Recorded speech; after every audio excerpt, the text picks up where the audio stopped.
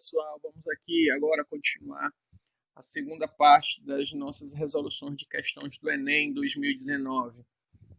Questão de número 108. Os hidrocarbonetos são moléculas orgânicas com uma série de aplicações industriais. Por exemplo, eles estão presentes em grande quantidade nas diversas frações do petróleo e normalmente são separados por destilação fracionada com base em sua temperatura de ebulição. O quadro apresenta as principais frações obtidas na destilação do petróleo em diferentes faixas de temperatura. E aí nós temos 4 frações, tá certo? Na fração 4, a separação dos compostos ocorre em temperaturas mais elevadas. Por quê? A primeira coisa que nós temos que imaginar é o seguinte. Nós temos 4 frações.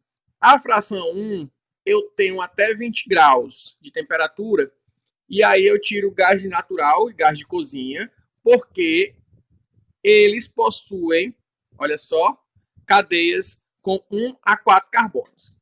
Na segunda faixa, de 30 a 180 graus, é obtida a gasolina, que tem cadeia carbônica de 6 a 12 carbonos. Na fração 3, de 170 a 290 graus, nós temos aqui, o relato que é obtido querosene, que tem de 11 a 16 carbonos na constituição de sua cadeia. Na quarta faixa, que é a da pergunta, nós temos a temperatura de 260 a 350 graus, onde é obtido o óleo diesel, que possui cadeia carbônica de 14 a 18 átomos de carbono.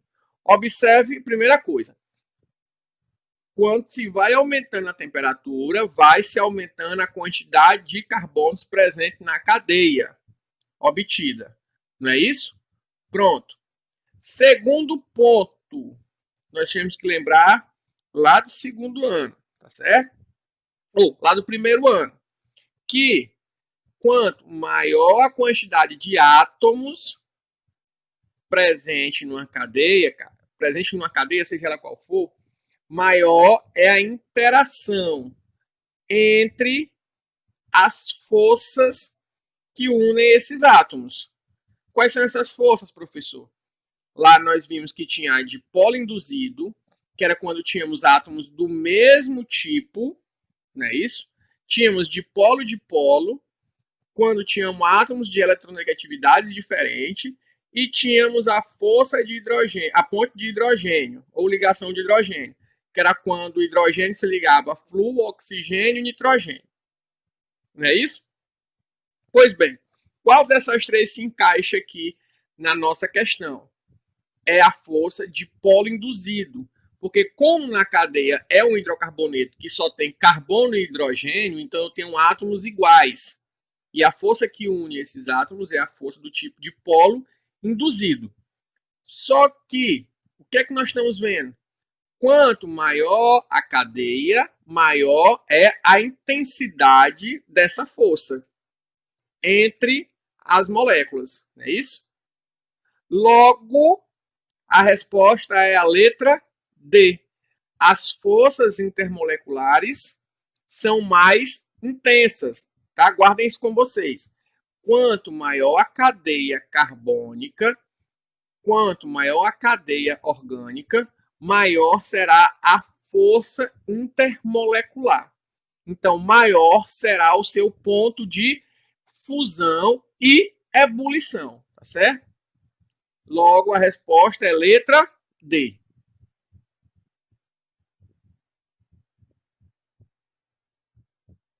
Próxima questão. Questão de número 111. O concreto utilizado na construção civil é um material formado por cimento misturado à areia, a brita e a água. Olha só o concreto, tá certo? Concreto é uma mistura de cimento, areia e brita, por final, água.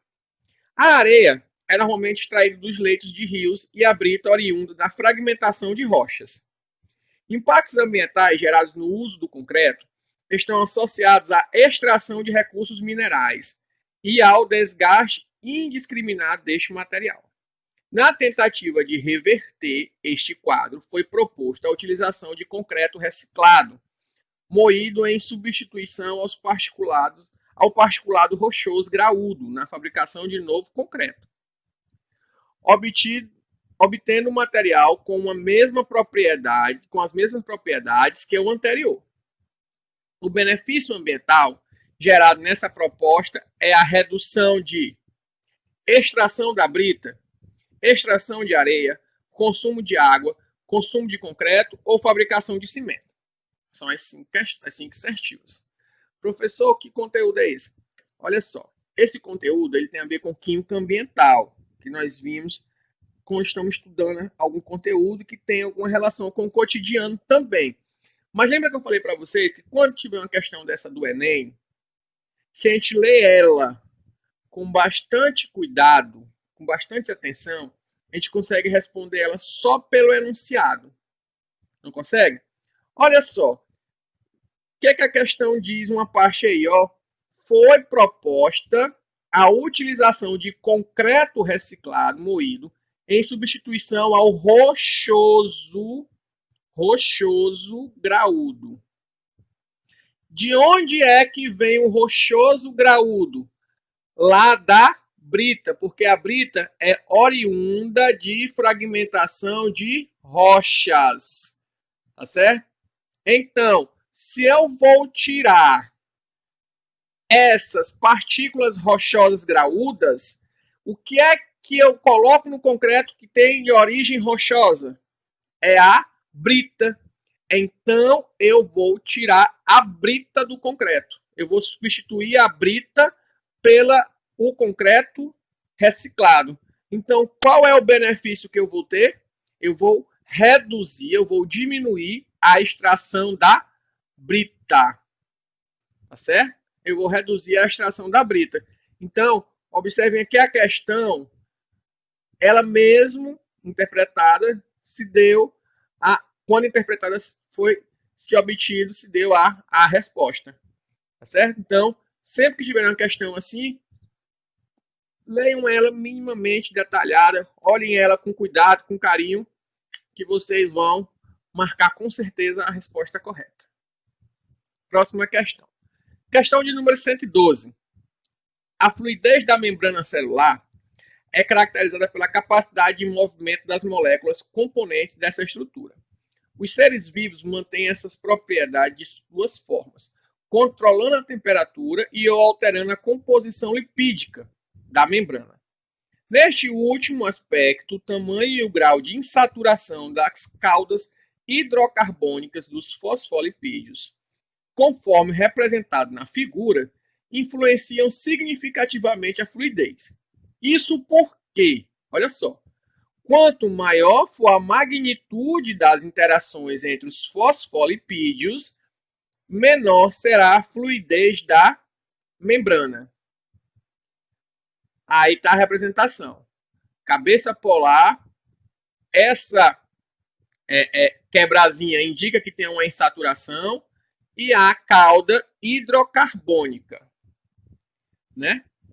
Assim, existem bicamadas lipídicas com diferentes composições de fosfolipídios, como mostrados de 1 a 5. Qual das bicamadas lipídicas apresentadas possui maior fluidez? Então, olha só, o que é que nós temos que lembrar? Quanto menor a força intermolecular, maior é a fluidez, tá certo? Quanto menor a força intermolecular, maior é a fluidez. Se algo é mais fluido, é porque ele é menos viscoso. Isso acontece quando, olha só, temos uma cadeia de tamanho menor, para que aí nós vamos ter menor força intermolecular. Quanto menor a cadeia, menor a força intermolecular. Lembrando da agorinha da questão que nós fizemos lá sobre o petróleo, quanto maior a cadeia, maior era a força intermolecular. Aqui nós já estamos levando para o lado de quanto menor a cadeia, menor é a força intermolecular, tá certo? E o segundo ponto é o quê?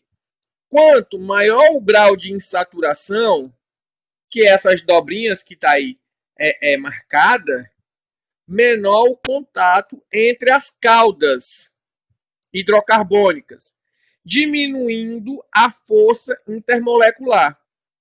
Se eu tenho a diminuição da força intermolecular, portanto, eu tenho aumento da fluidez. Agora, vamos lá. Qual dos 5 apresenta maior quantidade de insaturação e menor tamanho?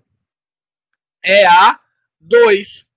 A 2 apresenta aqui maior quantidade de insaturações, olha só. Todas as caudas hidrocarbônicas apresentam insaturações e ela é relativamente menor do que, por exemplo, a 4 e a 5. Tá certo? Então, resposta letra B. Porque a estrutura 2 é a que vai apresentar menor interação intermolecular, com isso, maior fluidez. Tá certo? Vamos lá para a questão de número 113. Em uma aula experimental de calorimetria, uma professora queimou 2,5 gramas de castanha de caju crua para aquecer 350 gramas de água. Em um recipiente apropriado para diminuir as perdas de calor, com base na leitura da tabela nutricional a seguir e da medida da temperatura da água após a queima total do combustível, ela concluiu que 50% da energia disponível foi aproveitada. O calor específico da água é de 1 caloria por grama por grau. E sua temperatura inicial era de 20 graus. Aí está o valor energético de 100 gramas da castanha de caju. Valor energético, 70 quilocalorias, tem carboidratos, tem proteínas, tem gorduras totais. Não vamos utilizar isso aí, tá certo? Não vamos utilizar isso aí. Qual foi a temperatura da água em graus Celsius medida ao final do experimento? Eu tenho que já guardar aqui na mente alguns pontos. Ela iniciou com 2,5 gramas de castanha de caju. Ela utilizou também 350 gramas de água no experimento. Ela inicialmente tinha uma água a 20 graus Celsius. Ela calculou e disse que só 50% da energia que foi gerada durante a queima da castanha de caju foi utilizada para aquecer a água. E ela também dá aqui o dado, que esse dado é teórico, do calor específico da água, que é de 1 caloria por grama por grau. Tá certo? Então ela quer saber qual foi a temperatura final. A questão quer saber qual foi a temperatura final que a professora conseguiu obter ao terminar o experimento. Vamos nos atentar à primeira parte. Qual é a primeira parte? É a partir da tabela calcular o calor de combustão. Olha só. O calor de combustão a partir da tabela é o valor energético, que é a caloria, dividido pela quantidade em gramas que está na tabela. Na tabela, prestem bem atenção. Olha só, eu estou falando que o valor energético é 70 quilocalorias para 10 gramas de caju. Então, é 70 dividido por 10, que dá igual a 7 quilocalorias por grama. Porém, como nós vamos trabalhar com calorias durante toda a questão, já transformam para caloria, que fica 7.000 calorias por grama. Esse é o calor de combustão da castanha de caju, de acordo com a tabela. Tá certo? Segundo passo que nós vamos fazer.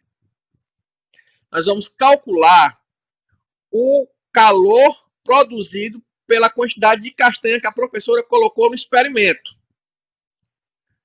Se eu sei que o calor de combustão é 7.000 quilocalorias, multiplico por 2,5 gramas, que foi a quantidade que a professora utilizou de castanha, né? A massa que a professora utilizou de castanha. Logo, o calor total foi de 17.500 calorias, tá certo? Agora, esse valor aqui já é para as 2,5 gramas que a professora utilizou no experimento. Terceiro passo. A professora diz o quê? Que só 50% desse calor total foi utilizado. Então, na verdade, quanto do calor total serviu de fato para aquecer a água? Multiplico esses 17.500 por 0,50, que equivale a 50%. Retirei a percentagem. Logo, o calor real utilizado no experimento foi de 8.750 calorias. Quarto e último passo, o que é que nós vamos fazer agora? Nós vamos calcular a temperatura final, onde calor é igual MC delta temperatura. Pode ser sigma ou T, tá? Isso quer dizer o quê? Eu tenho o valor da massa, eu tenho o valor do calor específico, eu tenho a temperatura inicial e eu tenho a quantidade de calor. Reorganizando isso fica como? Olha só. Esse calor aqui é o da quantidade de castanha, da castanha que a professora utilizou, 50%, que é 8.750. Temperatura final, falta botar o Fzinho aqui, o professor montou, mas temperatura final menos temperatura inicial, que é o valor do delta.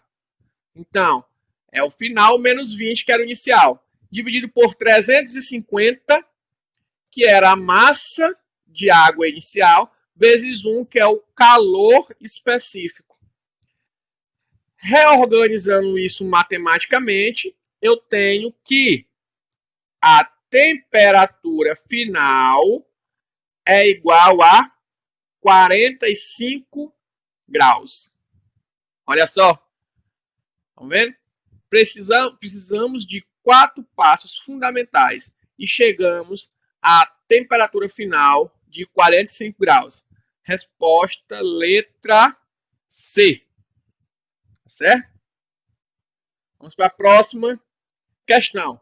Questão de número 114. A questão diz o seguinte: grupos de pesquisa em todo o mundo vêm buscando soluções inovadoras, visando a produção de dispositivos para a geração de energia elétrica. Dentre eles, pode-se destacar as baterias de zinco-ar, que combinam o oxigênio atmosférico e o metal zinco em um eletrólito aquoso de caráter alcalino. O esquema de funcionamento da bateria zinco-ar está apresentado na figura. Aí você está vendo. Oxigênio molecular entra no eletrodo poroso, sai de forma de hidroxila, ou seja, OH-, e ao passar pelo eletrodo de zinco, forma hidróxido de zinco, tá certo? Então, o eletrodo de zinco eu vou ter zinco metálico, não é isso? Que a hidroxila, quando passa, reage com zinco metálico, formando hidróxido de zinco. Eu posso, só pela representação da figura, encontrar duas semi-reações. Semi-reações essas que são semi-reações eletroquímicas. A primeira, o oxigênio em meio aquoso, então mais água, formando OH-. Como eu sei que o oxigênio molecular, o NOx dele é 0, e a hidroxila, o NOx dele do oxigênio presente nela é menos 2, então o oxigênio está saindo de NOx 0 para menos 2, ele está sofrendo redução. Isso porque durante a reação, a semi-reação, ele ganhou 2 elétrons, tá certo? Faço o balanceamento também da semi-reação. E aí nós temos ela representada. A segunda semi-reação é o zinco metálico formando o hidróxido de zinco, como eu falei para vocês. Então eu tenho o zinco metálico, que o NOx é 0, saindo para o zinco na forma aí do hidróxido, que o NOx é mais 2. Então, eu estou tendo perca de elétrons. Logo, eu tenho um processo de oxidação. Tá certo? O oxigênio reduz e o zinco oxida. Aí eu tenho uma reação eletroquímica. A questão pergunta o seguinte: no funcionamento da bateria, a espécie química formada no anodo é. Olha só esse macete. Olha só esse macete. Pão. Pão a gente gosta de comer, né? Lembra da palavra pão? Você vai associar o P a pilha, o A anodo, o O a oxidação e o tiozinho da pilha ao sinal negativo. E você vai lembrar sempre, na pilha, o anodo oxida e tem um sinal negativo. Na pilha, o anodo oxida e tem um sinal negativo. Então, quem está oxidando nesse exemplo, nessa pilha dessa questão, é o hidróxido de zinco. Então, o hidróxido de zinco será o anodo. Logo, a resposta é letra E. Resposta, letra E. Vamos agora para a próxima questão. Algumas toneladas de medicamento para uso humano e veterinário são produzidos por ano. Os fármacos são desenvolvidos para serem estáveis, mantendo suas propriedades químicas de forma a atender a uma proposta terapêutica. Após o consumo de fármacos, parte de sua dosagem é excretada de forma inalterada, persistindo no meio ambiente. Em todo o mundo, antibióticos, hormônios, anestésicos, anti-inflamatórios, entre outros, são detectados em concentrações preocupantes no esgoto doméstico, em águas superficiais e de subsolo. Dessa forma, a ocorrência de fármacos residuais no meio ambiente pode apresentar efeitos adversos em organismos aquáticos e terrestres. Qual das ações minimiza a permanência desses contaminantes nos recursos hídricos? Olha só, novamente, mais uma questão que tem uma história que a gente olha assim, pensa que não tem nada a ver com química, mas tem a ver com química ambiental, principalmente nas nossas leituras, aquela partezinha de conhecimento que nós temos ao iniciar cada capítulo, parte do cotidiano. Então, qual é a solução para diminuir a contaminação nos recursos hídricos? Utilização de estercos como fertilizantes na agricultura? Não, porque se utilizar como esterco, ele vai acabar afetando o subsolo, né? Vai acabar afetando as águas presentes no subsolo. Então, não é letra A. Letra B, ampliação das redes de coleta de esgoto na zona urbana. Aumentar a rede de coleta não quer dizer que vai diminuir, né, o impacto provocado. Apenas vai ter aonde guardar mais resíduos, mas não vai diminuir o mal que esses resíduos fazem. C. Descarte dos medicamentos fora do prazo de validade em lixões. Essa aí eu acho que a gente não precisa nem comentar, né, pessoal? Porque não tem nexo, né, de a gente descartar os medicamentos em lixões. Quarta, desenvolvimento de novos processos das estações de tratamento de efluentes. Olha só, a letra D. Se eu estou dizendo que os medicamentos estão aparecendo nos esgotos, estão agravando o meio ambiente, nós sabemos que os esgotos, antes de chegar no meio ambiente, eles passam por uma extração de tratamento, né?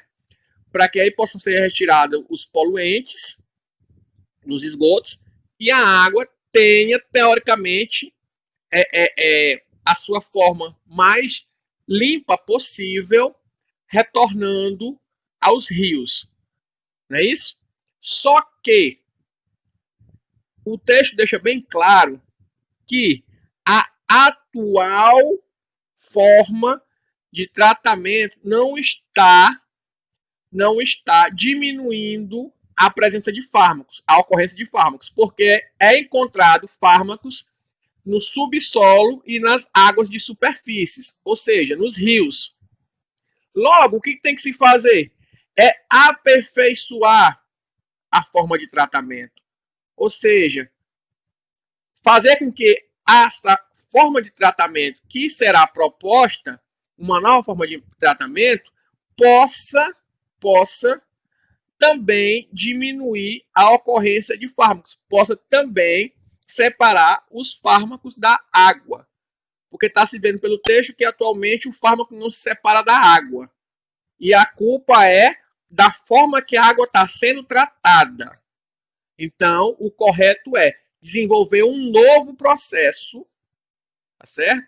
E aí, com esse novo processo em aplicação, os fármacos serão minimizados dos resíduos.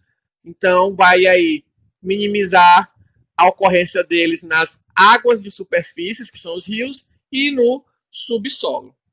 Tá certo? Então, resposta letra D.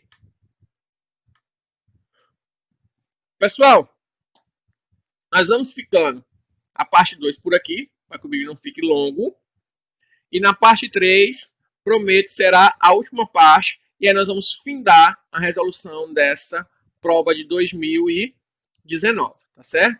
Bom estudos a todos e até a parte 3.